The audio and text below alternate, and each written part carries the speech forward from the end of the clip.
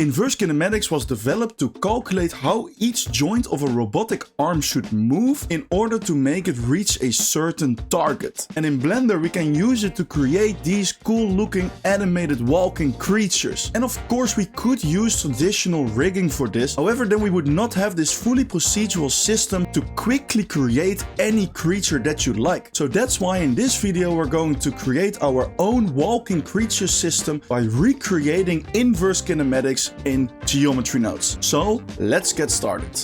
So let's go into Blender 4.4 and go into the geometry nodes tab, and the first thing that we're going to do is create a new geometry nodes for the cube. However, as always, we do not really need the actual cube, so we're going to remove the group input, and what we are going to start off with is a curve line node. And this curve line is going to be the arm on which we're going to apply the inverse kinematics. However, at the moment the line consists of 2 points and it cannot really bend. So if we do a resample curve node and we set the count on 4, now this curve consists of 4 points or 3 segments. And to make it a little bit easier to see that it consists of 4 points, let's do a curve to points node and let's set that on evaluated. And then if you do Ctrl Shift right click and join these together, then we can also see the curve, of course. And let's also do a set point radius node so that we can see the points a little bit better. And let's also do Shift and right click to make a joint over here so that we can make some space over here. Because from here we're already going to implement inverse kinematics, and the specific algorithm that we're going to use for this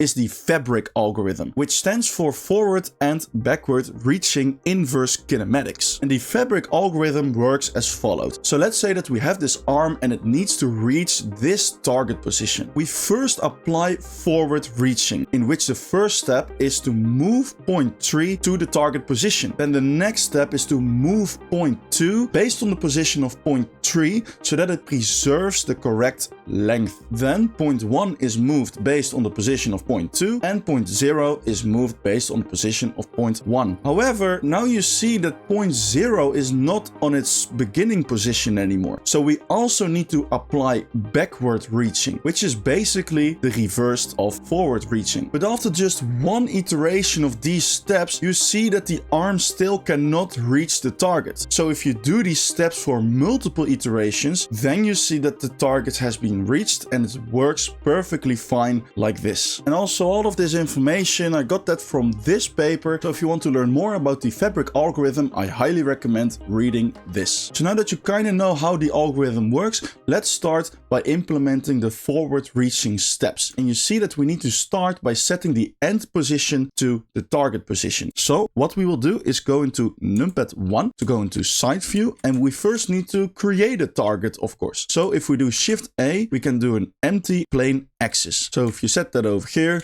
scale it a bit, and then I think that's completely fine. Oh, and by the way, let's also click over here and click on this pin icon so that the geometry nodes doesn't go away. So to make this point go over here, we want to do a set position node. However, now this set position is working for all the points, but we only want the top one. So let's do an end point selection node, and let's set the start size on 0. And then if we put the selection in here, then we see it works perfectly fine. And now to put it at the target position, we can actually drag in the empty into our geometry node setup and put the location into position, and then you see that works. However, if we now move the entire thing, you see that the point is not reaching the target. To fix this very quickly, just set it on relative over here. Then you see no matter where you move your object, it's always going to reach the target. Okay, cool. Step 1 is done. Now we want to go over to step 2, which is that we need to calculate for each point that comes after. So this one and this one and this one. We want to calculate the distance to the next point. So we first want to calculate the distance from this point to this point, and then from this point to this point, and this point to this point. And to do that, if we look at the formula, we're going to need the original position of each point, which is just a position node.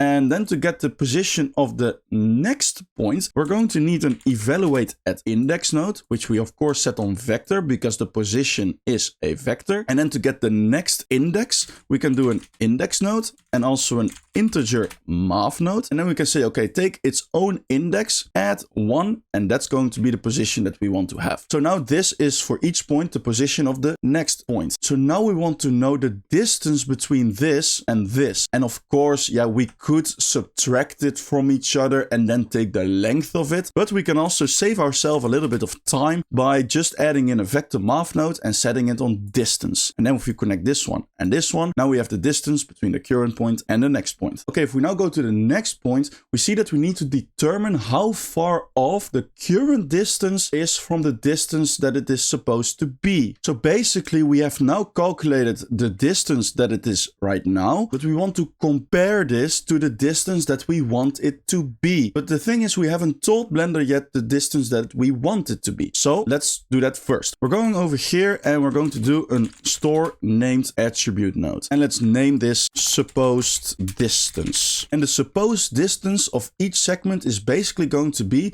the length of the curve divided by 3, because we have 3 segments. So if we do a value node, which we set on 1 for now, then we can also do a math node, which we set on divide. And let's divide this by 3. And then if we put that over here, now that's correct, but we can make it a little bit more procedural so that if we change this value, we change the length of the entire arm. So if we do a combine XYZ node, we connect that over here, and then we can put this one in the Z. And this way you can just procedurally change the length of the arm. So, okay, now that we have the supposed distance, we can calculate this lambda. And the way we're going to do that is by doing a named attribute node, which we set on supposed distance, and then also do a math node, which we set on divide. And you see, we want to divide the supposed distance from the current distance. With that being calculated, we can go to the next step, which is actually changing the position of the point. So let's make some space, and you see what we have over here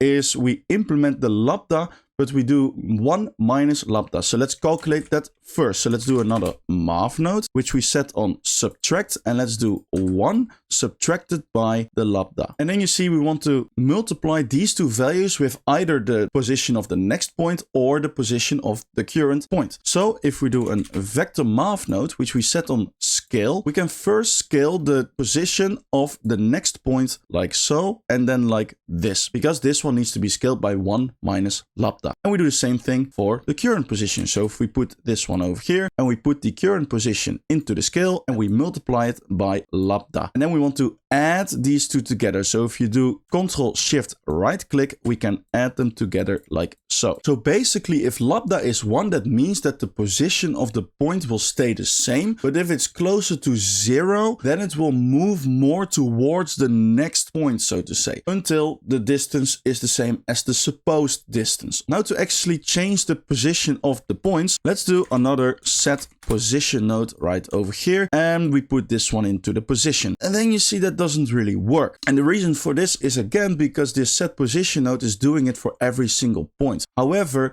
these forward reaching steps should only work for this point, and this point, and not for the end effector. So if we do an index node and also a compare node, which we set on integer, and we can say, okay, if the index is less than 3, then it should work. And then you see, okay, it's still not really what we expected to do, because these 2 points are not moving at all. And the reason for that is because the order in which the calculations are happening right now. At the moment, it's first doing all these calculations for this point, then for this point, then for this point, which is logical because the index of this is 0 and then 1 and then 2. But we want it to be reversed. So we want to first calculate it for this one, then this one, and then this one. So to do this, we need to do a little trick with a repeat zone. So if we do a repeat zone, connect that like this, like that, and then this one over here and this one over there. We want to do 3 iterations because we have 3 points over here. So let's set the iteration on 3. However, each iteration of this repeat zone, it should take only 1 point. So first of all, we're going to set this compare node to equal, and then we want to work with this iteration output. And on iteration 1 of the repeat zone, this iteration output is actually 0, and at iteration 2 it's 1, and at iteration 3 it's 2. So if we do an integer math node, because basically what we want is that if this value is 0, that it takes index 2, and if this value is 1, we take index 1, and if this value is 2,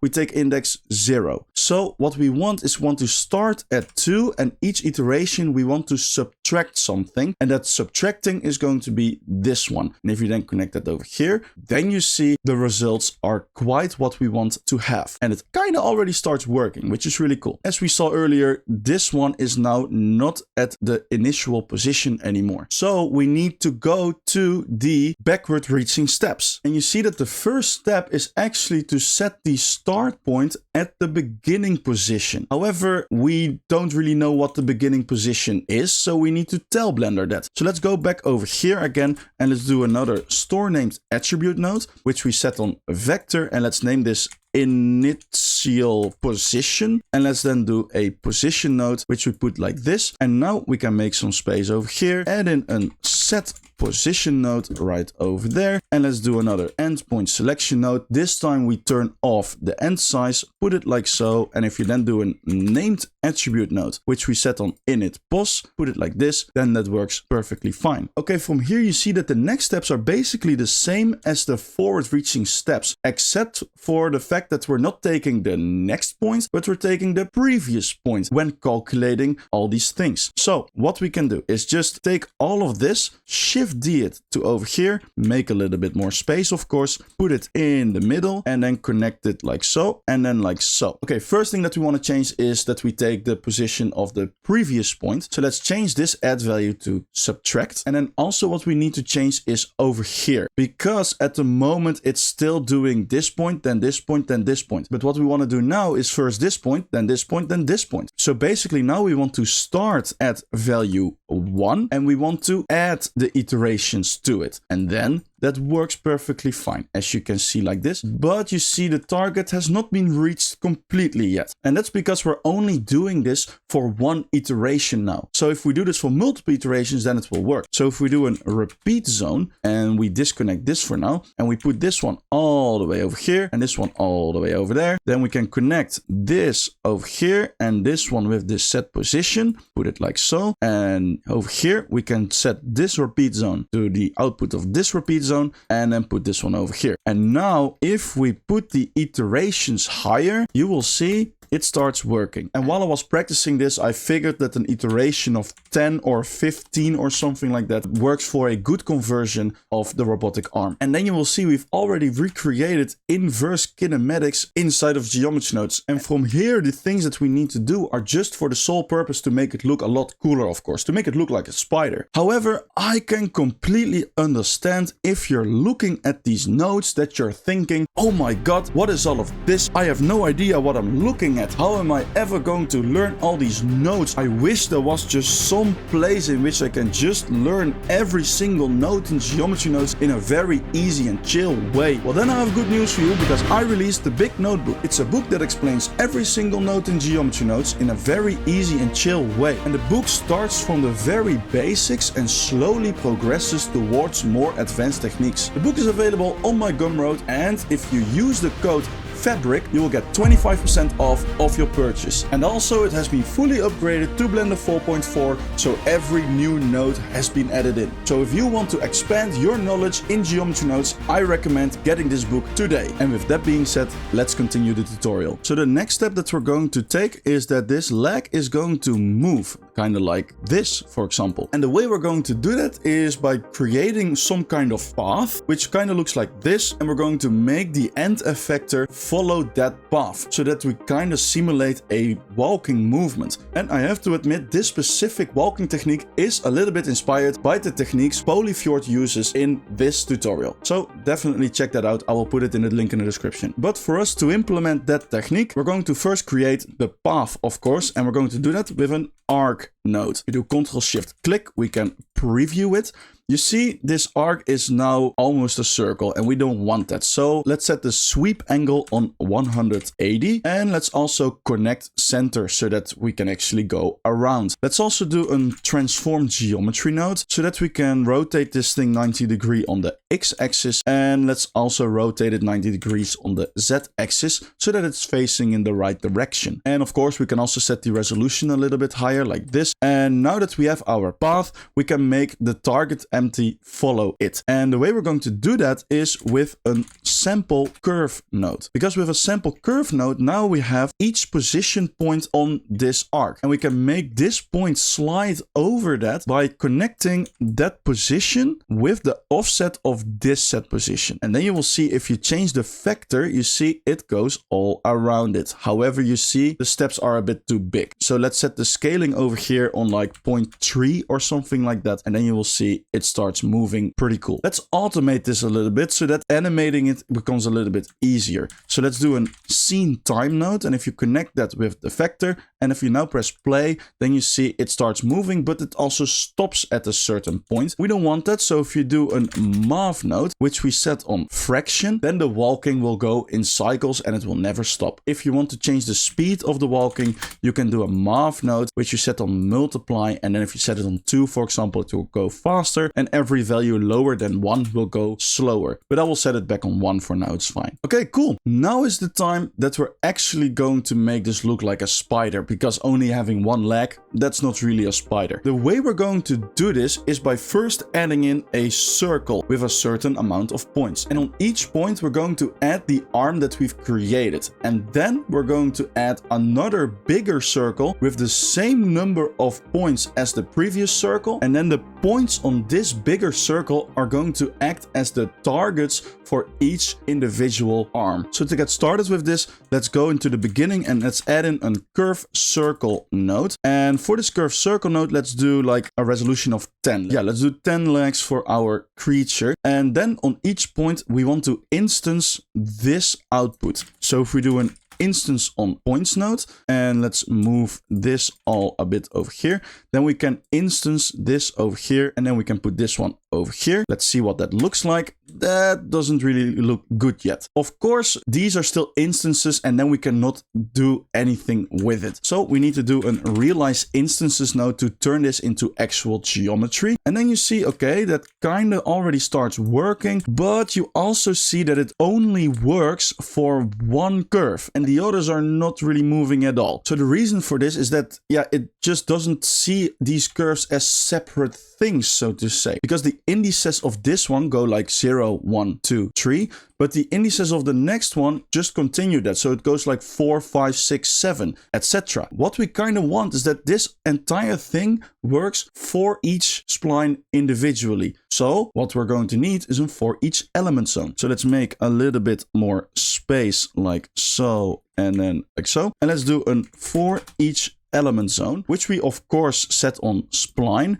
and then connect this one over here and connect this one over there. And then the end, let's go all the way in the end over here, and let's connect that over here. And oops, I put it this point over there. Okay. And let's put this one over here. Then you see that already starts working, which is pretty cool. However, now all the arms want to go to this target position, and that's not what we want. So let's create that bigger circle that we talked about earlier. So if we do a curve circle node, from which we also set the resolution on 10, and then if we do a transform geometry nodes, we can make this circle a little bit bigger. And as you can see, for each spline, we do have the index of that spline. And what we want is that the target of each spline should be the point with the same index of that spline. So to do this, we can do a sample index node, connect the circle over here. And what we want is the position of each point of that circle. So let's do a position node, and the index should be the index of the spline. So let's do that like so. And then we can actually remove this object info node and connect this one over here. And then you see that already starts working pretty well. Oh, and also if you now change the resolution of this curved circle, you see it's kind of messed up. So what we want is that the resolution of this curved circle is always the same as the resolution of this curved circle. So if you do an integer node, which we set on 10, then we can put this one over here and connect this also with this curved circle. circle. And then you will see you can just add as many legs as you like. And actually, the walking still works. However, you see it's very synchronized, and that's not really what we want. So let's give each leg a little bit of an offset. So if we take this over here and make a little bit more space over there, we can add a math node, and let's add the index of each spline. But let's also divide this index by a certain number. So let's do divide, and let's divide by 4 or something like that. And then you see, cool, that already looks way more organic, and that's really cool. We can also remove this empty, by the way. We don't really need it anymore. But yeah, that looks quite good. And also, if you want to switch between standing and walking, then you can add a mix vector node right over here. And then if you set the vector on 0, it's going to walk. And if you set the vector on 1, it is standing still. Okay, cool. Now that we have our spider quite working, I think the next part should be to add in some controllers for this. And the first controller that we want to have is the controller for the body of the spider. So basically you want to have control over the location, rotation and scaling of this circle over here. And we're going to do that by pressing Shift A and add in an empty sphere. You can scale that a little bit if you want. And then we can name this body controller or something like that. And now to have this empty control the position of the body, we can go over here and add in a transform geometry node in the middle. And then we can drag in this body controller right over here and set it on relative. And of course we could connect the location, rotation and scale like this, but we can make it ourselves a little bit easier by just setting this on matrix and just connect the transformation with it. And then you will see, cool, that works perfectly fine. Let's do the exact same thing for the target points. So if we do another sphere and we call this target controller, and then if we go over here to this transform geometry, we can drag in the target controller right over there. And then we can set this from component to matrix and connect the transform socket and also set it on relative, of course. And then you will see you can just move it around and it already starts looking quite cool. Another controller that I want to add is one that has control over the direction in which the legs are walking. So if we do Shift A and we add in a single arrow, we can rotate this arrow 90 degrees over the x-axis. And then this one we can call direction controller. And then if we drag that in over here and set it on relative, of course, this one should not have control over the location of the targets. So we're just going to put this one into the rotation and the scaling so that we can easily change the size of the walking. Let's have a look what that looks like. Yeah, that doesn't really look good. Let's make it a little bit smaller. Then we can see what is happening. Ah, yes, that looks better. You see that the walking is now like 90 degrees rotated. But if we just do a rotate rotation node and change the z-axis to 90, then you see it goes into the right direction and we can just rotate this arrow over here and it works perfectly fine. Then one last controller that I want to add is to have control over the movement of this entire thing as a whole. Because if we now move this one, yeah, that's not really that handy. So if we do another empty, but this time a cube, we can select all the controllers and then shift click on the cube, Control P and do set parent to object. And then if you just click on the cube, you can just freely move the entire spider as a whole. Okay, the next part that I want to do is to actually add objects to the part of these legs to actually make them look pretty cool. And for that, I'm first going to lower the leg count for now. So I'm going to set this on 3. That's for now completely fine. And actually in this tutorial, I'm not going to manually 3D model every object because that would take way too much time. So I did some pre-work. So I have this collection over here, the practice objects. If I turn that on, then I have these objects. And these objects, you can find them in a Blender file in the link in the description. If you download that, you can open that Blender file, select those objects, press Ctrl C, and then go back to the Blender file that you're working in and press Ctrl V to paste them there. Okay, for now, we're first going to focus on the leg that I created over here. So you see that this leg consists of a couple of objects. So we have this object and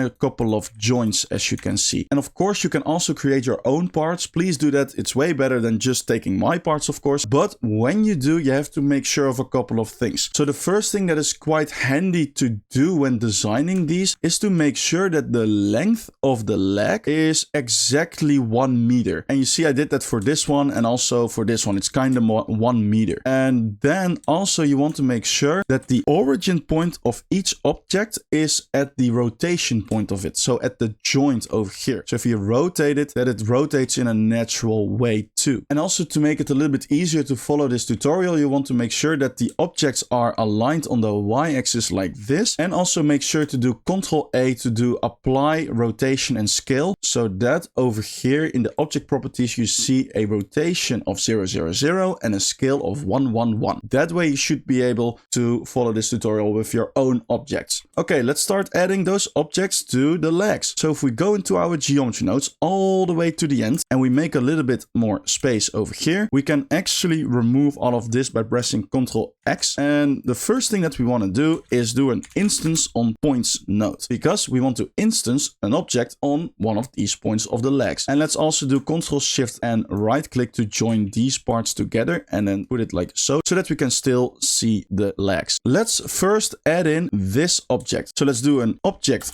info node and let's set that as this object. You connect that with the instance, then you see, okay, that kind of works. However, it's now doing it on every single point, and that's not what we want. We want to choose which point of the curve it is instanced on. So if we do an index node and also a compare node, we can set this on integer and also on equal, and we say, okay, if the index is equal to 0, then add it in over there. However, the rotation of the object is not really good. So what we want to do is we want to make this rotation dependent on this direction, as you can see. So kind of on this direction. So to calculate this, we've actually already done that before, the direction from here to here. We did that right over here. So let's take these nodes, Shift D them all the way over there. And instead of calculating the distance, we want to do subtract, so that we're really getting the vector that goes from here to here. And now we can say, okay, we want to do an align rotation to vector so that we can align the rotation of these objects with this vector. And now if you connect that like so, and you see that doesn't really work yet. That's because now we are aligning the z-axis, but we want to align the y-axis because, as you can see, it's aligned on the y-axis. However, then you also see that some of the objects are kind of tilted, and that's not really what we want. And to fix this, we also want to align this rotation with the normal of the point that it's on. So if we do another one and we do a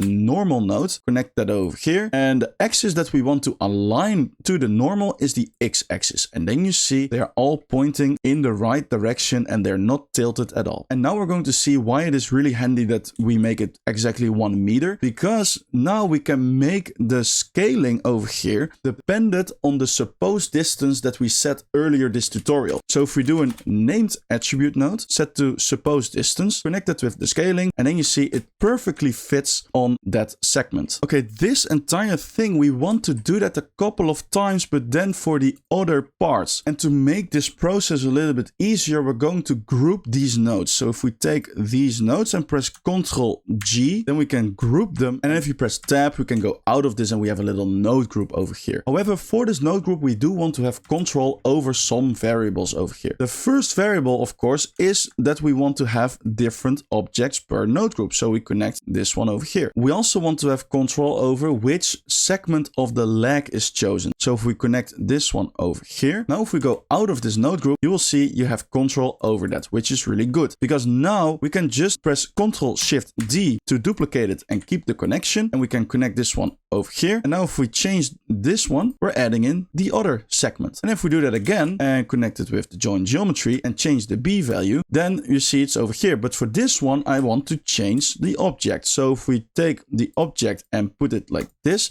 then you see that works perfectly fine. And then for the joints, we do the exact same thing. So if we take this one, Ctrl Shift D like so, then we can change the object to the controller. And let's do this again for this joint, of course. So let's put that over here and let's change the B to 1 so that that's over there. And for this one, let's change it to this icosphere. So let's do Ctrl Shift D again, put it over here, and let's select the sphere and let's put the B value on 0 so that that's over there. And then you see we've created our own leg, and if we make it walk, that still works perfectly fine. Pretty cool. Let's set the number of legs to 10. And you see I also gave you this spider head, and let's use that to make this thing look a little bit cooler. So let's do Alt G to reset the location, and let's make this go a little bit higher, and then let's match up the empty with it so that the legs are going inside of it. And let's make it go a little bit down like so and like so. And then let's select the body part, shift click on the empty and do Ctrl P and set parent to object so that it all always moves with it. However, you see this lag is not really looking that good. If you want to remove specific lags from the spider, you can actually go over here and do a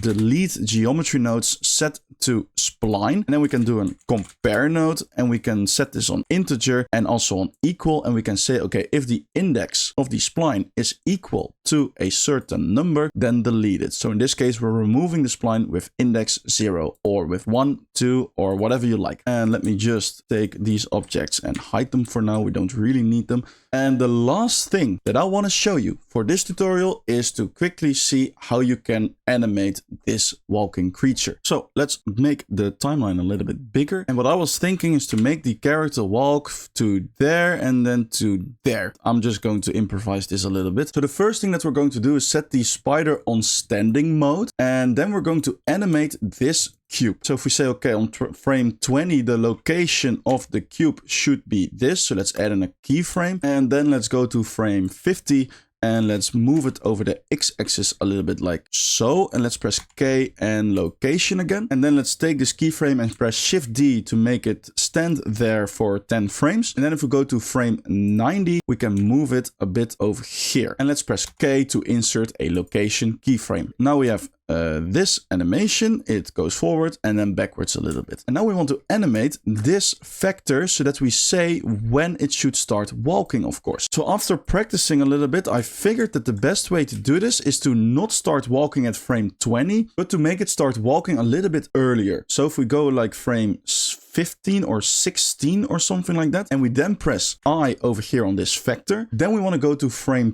35 because that's exactly in the middle of 20 and 50, and that's where the vector needs to be 0. So let's go over here and make it 0 and then press I to insert another keyframe. And then if you go a little bit further than frame 50 and make it 1 again and give it another keyframe by pressing I, then you will see it will start working pretty well. However, you do see that the speed is not that good. So let's set the multiply value over here on 2. And then you will see it starts moving quite well. I do think it is starting to walk a little bit too soon. So let's move this keyframe a little bit to the front. And then you will see, yes, that looks quite cool. However, we also need to do it for this part, of course. So if we see, okay, let's make it start walking again over here. So let's add in a keyframe. And then if we go in the middle over here and make it 0, then we can press I and then go over here in the end again and make it 1 and then press I again to add in another keyframe. Okay, that starts looking good. However, the direction is not good, of course. So we need to animate the rotation of this empty in between the points where it's standing still, of course. If we go over here on frame 55 and we click on the empty and press K to do a rotation keyframe, if we then go one frame further, we can rotate this empty over the Z-axis and then press K and do rotation again. And then you will see that it goes in the right direction. However, you do see that the legs are sliding a bit over the ground and that's not really good. And I actually found out that you can fix this sliding problem by playing around a little bit with this vector value. So if you set the vector on like 0.5, for example, and then press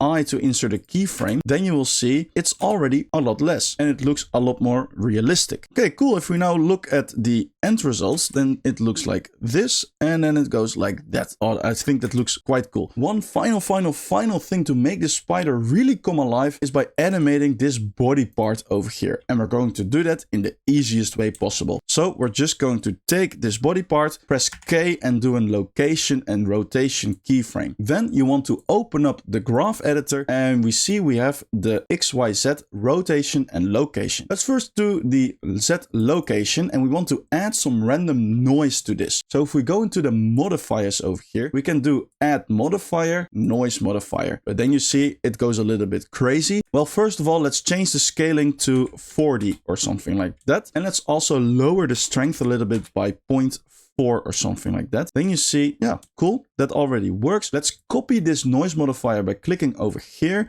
And then we can go into the Y location and paste it over there. And then if you change the face, we can randomize it even more. And then you see, ooh, that already starts looking quite cool, to be honest. And actually, we can do the same thing for the rotation. So let's see if we do the Z rotation. Yeah, let's change that. Let's paste the modifier over there. Change the face a lot to any number what you like. And let's then see. Yes, it already starts looking around. And let's do the same for the Y and the X rotation. So let's do over here and let's just set a random number for the face. And let's do it same over here. Random number for the face. And yes, then we have created quite a cool creature which you can personalize in any way whatsoever. And that already brings us to the end of this tutorial. I hope you liked this video again, and if you did, please give this video a thumbs up, comment down below if you have any questions, and if you don't want to miss out on any future videos, I recommend subscribing to the channel. And also be sure to check out the big notebook by going into the link in the description to get 25% off your purchase. And with that being said, I see you in the next one.